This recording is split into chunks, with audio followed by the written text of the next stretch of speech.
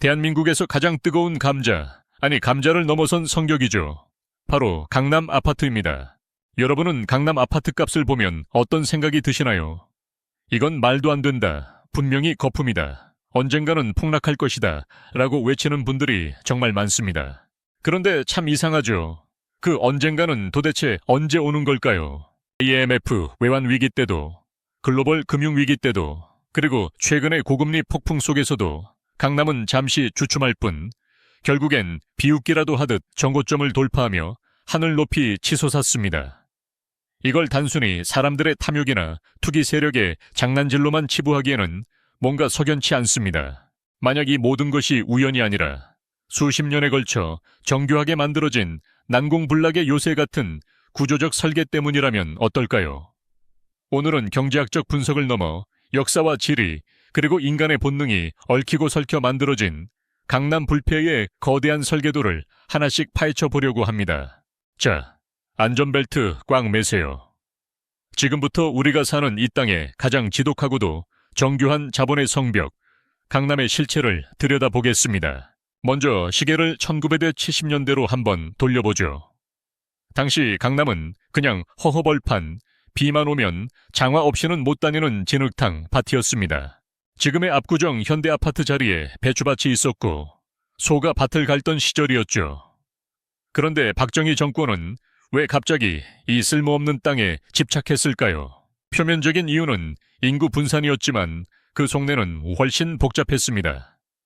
강북은 이미 포화 상태였고 휴전선과 너무 가까워 안보적으로 취약했거든요. 그래서 국가의 핵심 역량을 한강 이남으로 옮기기로 결정합니다. 이게 바로 강남 대개발의 시작입니다. 여기서 정부는 아주 영리한, 아니 어쩌면 무서운 전략을 씁니다. 단순히 아파트만 짓는 게 아니라 대한민국에서 가장 좋다는 것들을 강제로 납치해서 강남에 심어버린 겁니다. 그 첫 번째 타자가 바로 교육이었습니다. 당시 최고의 명문이었던 경기고, 휘문고, 서울고 같은 학교들을 방황제로 강남으로 이전시킵니다. 안 가면 학교 문 닫아라. 수준의 압박이었죠. 여러분, 한국 부모들의 교육열 아시지 않습니까? 내 자식 서울대 보낼 수 있다는데 지옥 끝까지라도 따라가는 게 우리네 부모님들입니다. 명문고가 옮겨가니 부유층과 엘리트들이 줄줄이 강남으로 이사를 가기 시작합니다. 이때부터 강남 상류층이라는 공식이 뇌리에 박히기 시작한 겁니다. 이건 시작에 불과했습니다. 정부는 강남에만 특별한 혜택을 쏟아붓습니다. 강북에 흔하던 유흥업소를 강남에는 허가해주지 않으면서 깨끗하고 쾌적한 주거단지 이미지를 만들었고, 대신 백화점과 호텔, 그리고 사법연수원 같은 국가 핵심 기관들을 전략적으로 배치했습니다. 자, 여기서 질문 하나 드려볼까요? 만약 여러분이 도시 설계자라면 가장 중요한 인프라를 어디에 두시겠습니까? 당연히 중심지겠죠. 그런데 한국은 강남을 중심으로 모든 도로와 지하철이 모이도록 설계했습니다. 지하철 2호선이 강남을 관통하는 순환선이 되고 경부고속도로의 종점이 강남이 되면서 강남은 대한민국 모든 물류와 인적 교류의 블랙홀이 되어버립니다. 모든 길은 로마로 통한다는 말 들어보셨죠? 한국에서는 모든 길은 강남으로 통한다 하는 말이 더 정확할 겁니다. 서울 전역, 아니 경기도 어디를 가더라도 강남으로 가는 버스와 지하철은 넘쳐납니다. 이건 단순히 교통이 편리하다는 수준을 넘어선 겁니다. 강남이라는 거대한 중력장이 주변의 모든 가치를 빨아들이고 있다는 뜻이죠. 이제 경제적인 관점에서 한번 따져봅시다. 강남 아파트 값이 안 떨어지는 가장 본질적인 이유 중 하나는 바로 공급의 절대적 부족입니다. 경제학의 기본, 수요와 공급의 법칙이죠. 강남에 아파트가 저렇게 많은데 무슨 공급 부족이냐라고 하실 수도 있습니다. 하지만 우리가 원하는 건 그냥 아파트가 아닙니다. 강남에 있는 신축 아파트죠. 강남이라는 땅은 한정되어 있습니다. 더 이상 건물을 지을 빈 땅이 없다는 뜻입니다. 그러면 유일한 방법은 낡은 아파트를 허물고 새로 짓는 재건축뿐인데 이게 국가에서 꽁꽁 묶어두고 있습니다. 규제가 심해지면 공급이 줄고 공급이 줄면 희소성은 더 올라갑니다. 마치 한정판 명품 가방 같은 겁니다. 샤넬 백 가격이 오르는 이유가 뭔가요? 사고 싶은 사람은 줄을 섰는데 물건은 찔끔찔끔 내놓으니까 그런 거 아닙니까? 강남 아파트는 주거 공간을 넘어선 전 국민이 갖고 싶어하는 한정판 자산이 되어버린 겁니다. 여기서 아주 흥미로운 심리적 기제가 작동합니다. 바로 배블런 효과입니다. 가격이 오를수록 과시욕 때문에 수요가 오히려 늘어나는 현상이죠.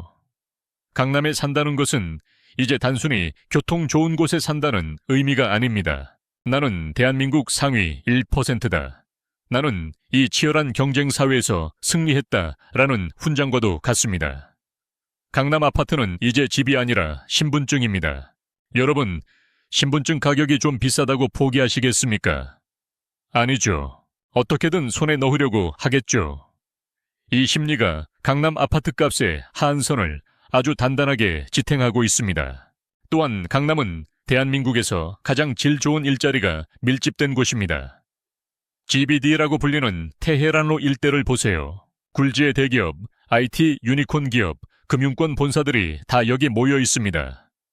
연봉 1억이 우스운 고소득 직장인들이 매일 아침 강남으로 쏟아져 들어옵니다. 이들은 돈을 쓸 준비가 되어 있는 사람들입니다. 직장 가깝고 인프라 좋고 학군까지 완벽한 곳. 그들이 강남을 떠날 이유가 있을까요? 없습니다. 고소득 전문직들이 강남에 거주하며 지불하는 높은 임대료와 매매가는 강남 부동산 시장을 떠받치는 가장 실질적인 현금 동력이 됩니다. 자, 이제 조금 더 깊숙한 곳으로 들어가 볼까요?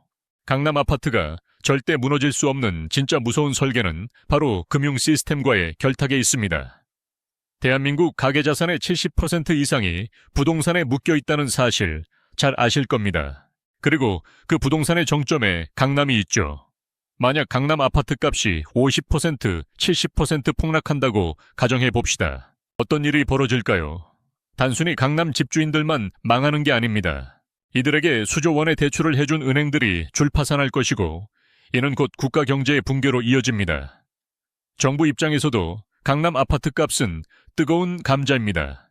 잡고 싶지만 완전히 죽일 수는 없는 존재죠. 그래서 규제를 하는 척하면서도 결정적인 순간에는 항상 연착륙을 유도하는 대책을 내놓습니다. 대출을 규제하다가도 시장이 너무 얼어붙는다 싶으면 세금을 깎아주고 금리를 조절합니다. 결국 강남 아파트는 국가가 보증하는 대마불사의 자산이 된 겁니다. 투자가 아니라 보험이라는 인식이 생기는 것도 무리가 아니죠. 정부가 절대 강남을 망하게 두지 않을 것이라는 믿음이 시장 전체에 깔려 있는 겁니다. 여기서 비유를 하나 들어보죠. 강남은 마치 거대한 저수지와 같습니다. 대한민국에 풀린 유동성, 즉 돈이 흘러 결국 모이는 곳이 강남입니다. 돈 가치가 떨어지면 사람들은 실물 자산을 찾고 그 실물 자산 중에서도 가장 확실한 안전자산인 강남으로 돈을 밀어 넣습니다. 인플레이션이 심해질수록 강남 아파트 값이 오르는 건 어찌 보면 당연한 경제적 귀결입니다. 화폐 가치가 휴지 조각이 되어도 강남 땅 한 평의 가치는 변하지 않으니까요. 그리고 강남의 인프라는 이제 단순히 좋은 수준을 넘어섰습니다. 압도적입니다. 여러분, 서울의 다른 지역이나 경기도 신도시들이 아무리 좋아진들 강남의 밀도를 따라올 수 있을까요? 병원 하나를 가도 삼성 서울병원, 아산병원 같은 세계적인 의료기관이 지척에 있고 예술의전당 같은 문화시설, 그리고 셀 수 없이 많은 백화점과 명품 매장들이 도보권에 있습니다. 이 정도의 인프라 밀집도를 가진 곳은 전 세계적으로도 드뭅니다. 뉴욕의 맨해튼, 도쿄의 미나토구 같은 곳들과 어깨를 나란히 하는 수준이죠. 하지만 여기서 우리가 주목해야 할 또 다른 지점이 있습니다. 바로 학군의 고착화입니다. 대치동 학원가 다들 들어보셨죠? 밤 10시만 되면 학원 버스와 픽업 차량으로 마비가 되는 그곳. 누군가는 비정상적이라고 욕하지만 누군가는 그 비정상적인 열풍에 합류하기 위해 전 재산을 쏟아붓습니다. 강남 학군은 단순히 공부를 잘 가르치는 곳이 아닙니다. 비슷한 수준의 가정 환경을 가진 아이들이 모여 인적 네트워크를 형성하는 장입니다. 자식에게 강남 아파트를 물려준다는 것은 단순히 비싼 부동산을 주는 게 아니라 상류층 사회로 진입할 수 있는 입장권을 쥐어주는 것과 같습니다. 이 인적 네트워크의 가치는 돈으로 환산하기 어렵습니다. 그래서 부모들은 무리를 해서라도 강남으로 진입하려 하고 한번 들어온 사람들은 이 성벽 밖으로 나가지 않으려 발버둥 칩니다. 수요는 끊임없이 유입되는데 나가는 사람은 없으니 가격이 떨어질래야 떨어질 수가 없는 구조가 완성된 겁니다. 그렇다면 강남 아파트 값은 영원히 오르기만 할까요? 라는 질문이 나올 수밖에 없습니다. 물론 세상에 영원한 건 없습니다. 하지만 우리가 확인해야 할 것은 강남의 가치를 대체할 수 있는 대안이 있느냐는 겁니다. 용산이 개발되고 여의도가 재건축된다고 해서 강남의 위상이 흔들릴까요? 전문가들은 회의적입니다. 이미 50년간 쌓아 올린 강남의 하드웨어와 소프트웨어는 다른 지역이 1020년 노력한다고 따라잡을 수 있는 수준이 아니기 때문입니다. 서울을 하나의 인체로 본다면 강남은 심장입니다. 심장이 멈추면 몸 전체가 죽습니다. 그래서 우리는 본능적으로 압니다. 강남이 무너진다는 건 대한민국이라는 시스템 자체가 작동을 멈춘다는 뜻이라는 걸요. 그렇기에 사람들은 공포 속에서도 강남이라는 구명보트에 올라타려고 필사적으로 매달리는 겁니다. 비싼 가격은 그 구명보트에 타기 위한 프리미엄인 셈이죠. 정말 얄미운 구조 아닙니까? 평범한 서민들이 평생을 벌어도 살 수 없는 집값이 형성되어 있고 그 기득권의 성벽은 갈수록 공고해집니다. 하지만 감정을 빼고 냉정하게 현실을 직시해야 합니다. 강남 아파트는 단순한 부동산 상품이 아닙니다. 대한민국의 자본주의, 교육제도, 계급사회, 그리고 국가의 발전 전략이 한데 응축되어 만들어진 결정체입니다. 이 거대한 설계도가 바뀌지 않는 한 강남의 불패 신화는 쉽게 깨지지 않을 겁니다.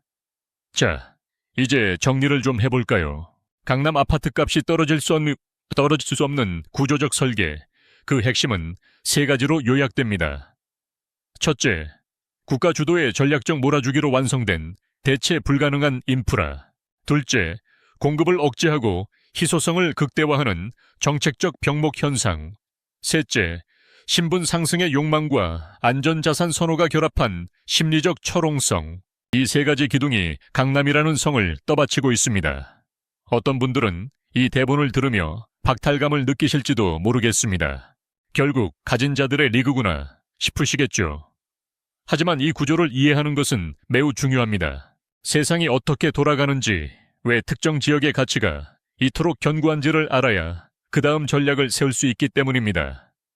비판하는 것은 쉽지만 그 시스템의 원리를 파악하고 이용하는 것은 공부가 필요합니다. 강남의 아파트 값은 단순히 숫자의 문제가 아닙니다.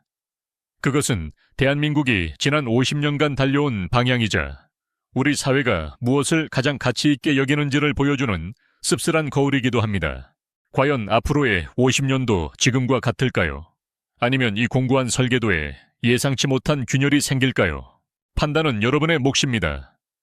다만 한 가지 확실한 건 지금 이 순간에도 강남의 중력은 여전히 강력하게 작동하고 있다는 사실입니다. 오늘 준비한 이야기는 여기까지입니다. 감사합니다.